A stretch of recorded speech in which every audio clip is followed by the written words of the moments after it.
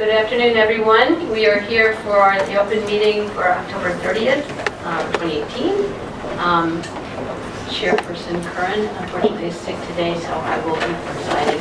We have a fairly dense docket, so we'll try to move forward that docket list of things to cover, so we'll move forward quickly. The first item on our agenda is docket number 1725, the George Wiley Center review and rule on the George Wiley Center's October 9th, 2018 request for restoration of service with different down payments and terms for residential utility customers. The deadline to file comments on this was October 24th. We received comments from the General Assembly, National Grid, the Division, and the George Wiley Center. And the George Wiley Center did present two sets of comments, one set which summarized input from a group of people gathered at the center to discuss utility issues, and a second set which we received today which provided data on utility terminations from 2004 to 2018.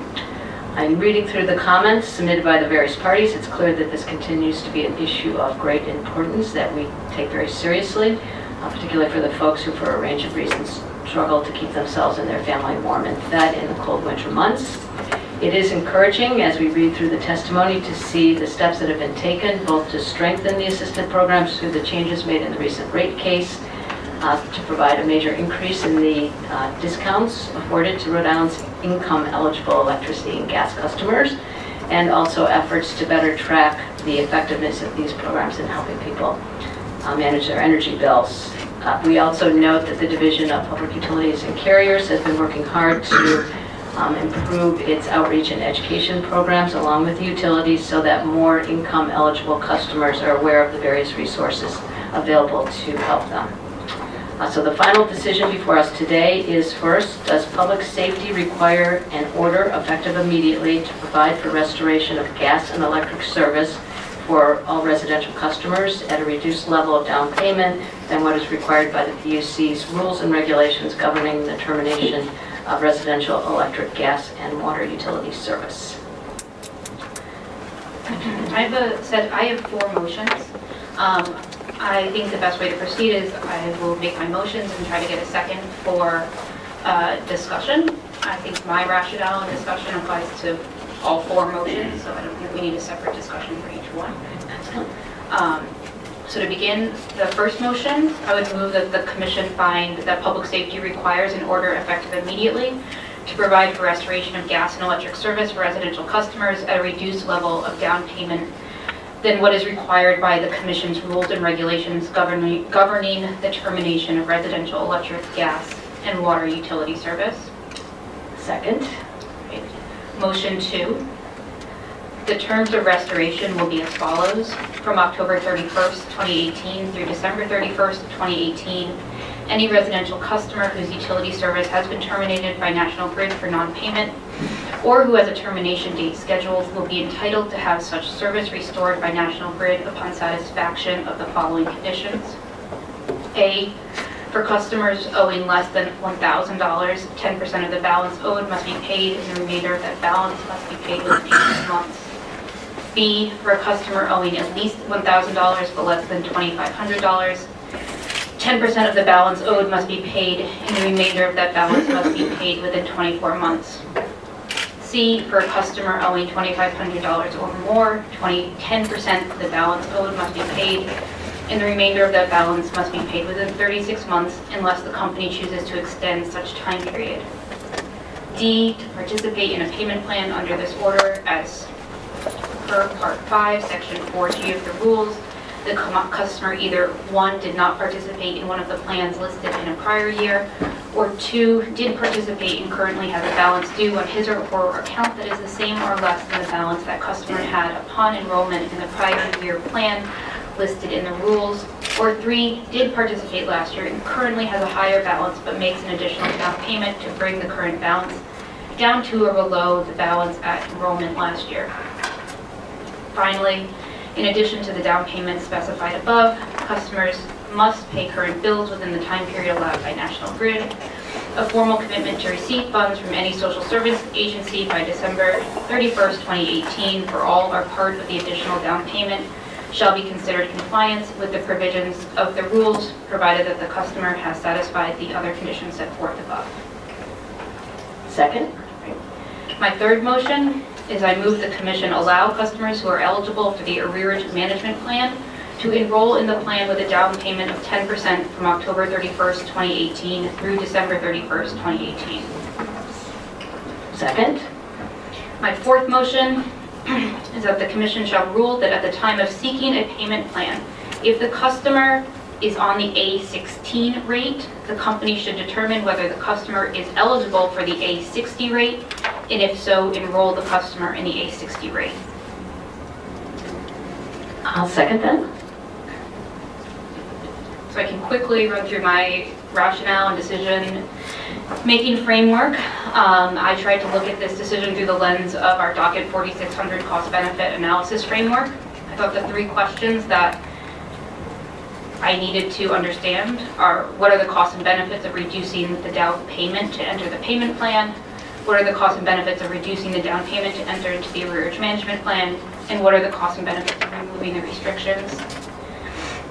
The George Wiley Center provided qualitative evidence that reducing the down payments improves access to heat, light, refrigeration, food preparation, warm water, communication, electronic medical devices, and all other basic needs utility services provide.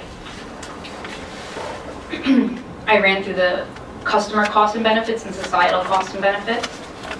Participants directly benefit from all of the items that the George Wiley Center listed in their memo.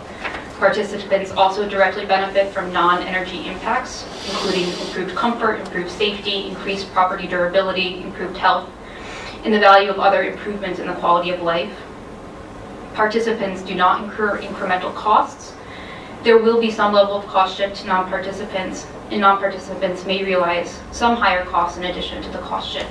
Write-offs are greater than they otherwise would have been. Society may realize reduced greenhouse gas emissions and other criteria air pollutants because customers will continue using grid mix or gas supply instead of less efficient energy sources. For example, using the oven to provide space heating or burning wood or deliver fuels. Society may benefit from increased economic activity resulting from reducing customers' energy burden.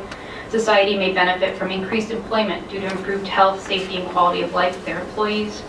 Society may benefit from lower social service costs, including lower Medicaid costs, Medicare costs as well. And society may benefit from other lower public health costs. Last year, 2,277 customers enrolled in an emergency management plan. The value of those plans was $2.34 million. While we don't have a quantification of these costs and benefits, I would not be surprised if the customer and societal benefits exceed the costs. In the future, as we're encouraging everyone to do, I would encourage proponents to provide as much evidence as possible of the impacts of all proposals, rate changes, and rate design changes. On my rationale for maintaining the conditions, including the conditions, they are designed to control the continued growth of large arrearages, and they represent an attempt to balance the interests of all ratepayers by allowing those without service a more affordable down payment than would otherwise be required, while reducing other ratepayers' exposure to higher rates from potentially larger write-offs.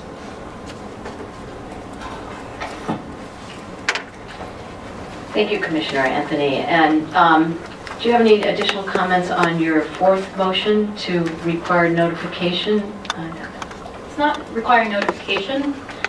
In docket 4770, we approved a new low-income rate, which is a 25% off a total bill and 30% off the total bill if the customer meets additional eligibility requirements.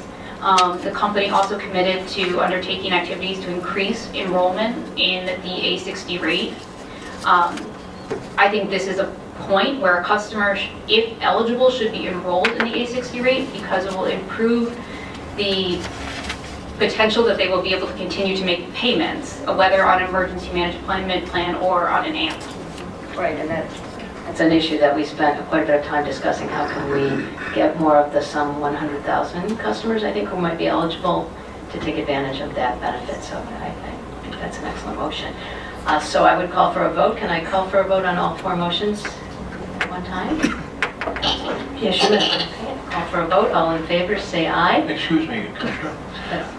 We were talking about the A16 and A60 customer class. It just dawned on me that this is going to apply to gas customers as well. So would it make sense to amend the motion such that if a non-low-income gas customer applies for this program, the company should explore whether or not those customers should be eligible for the low-income gas discounts? Good catch. As I will amend my motion 4 as follows. At the time of seeking a payment plan, if the customer is on a what is the equivalent gas rate for, what's the market gas rate?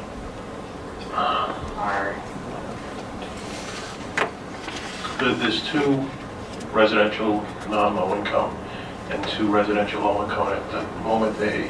How about I keep it generic? At the time of seeking a payment plan, if the customer is on a non-low income residential rate, the company should determine whether the customer is eligible for the low income rate, and if so, enroll the customer in the low income rate. I think that You need to second the amendment? And second the amendment. Thank you, Ellen. And I'll call for a vote on all 4 motions as amended. All in favor, say aye. Aye. Aye.